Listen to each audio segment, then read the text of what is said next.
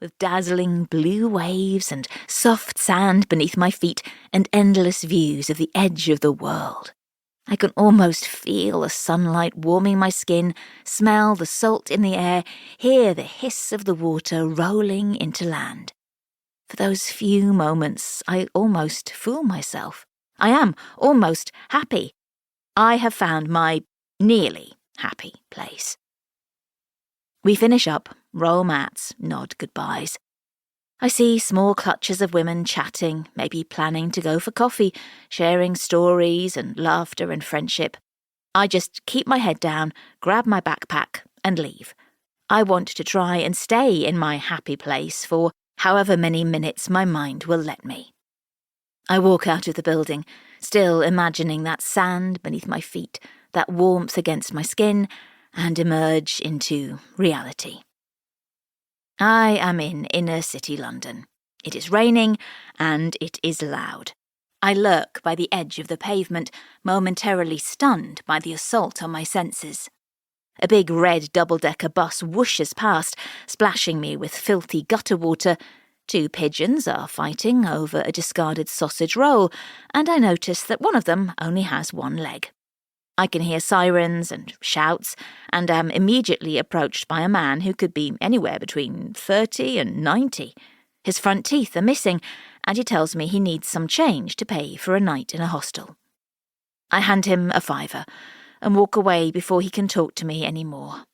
I know I am being rude, that a few minutes of my time would be more compassionate than the cash. I can't find it in myself to care, and I stride briskly ahead, avoiding eye contact with every other living creature around me, human, pigeon, even the big fake smiling faces on billboard ads. My happy place is gone. I'm left with this, my actual place. I need to go to work.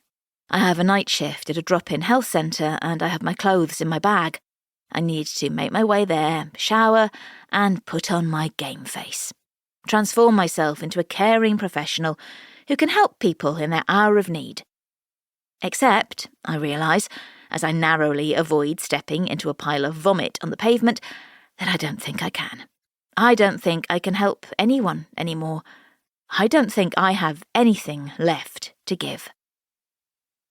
I stand still for a moment, frozen in time and space, the raucous rhythms of the city moving around me, people jostling me out of their way, the sound of a drill on a building site burying itself deep into my brain. I have to go home, I think, hailing a black cab. I have to go home and escape the murder hornets before it's too late. Chapter 2. I stand outside the house I live in and stare at it.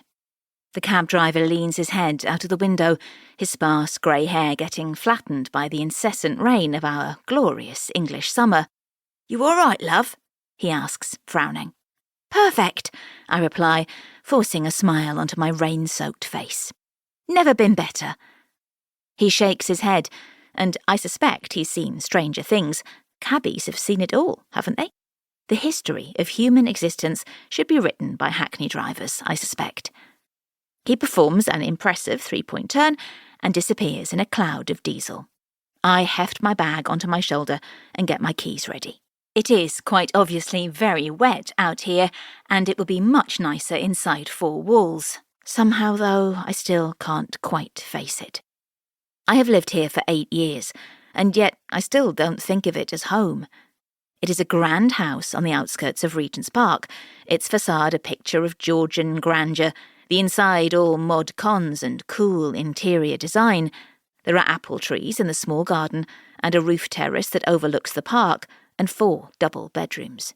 It is far too big for the 2 of us, I've always thought. Far too easy for distance to creep in, when you have so much space to retreat to.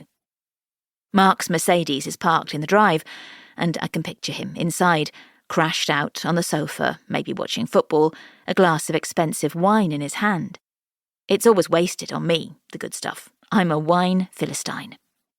It's Friday, and he will be trying to decompress from a busy week at the bank where he works as a fund manager. He makes a lot of money and works very hard, and he thrives on the pressure of it all.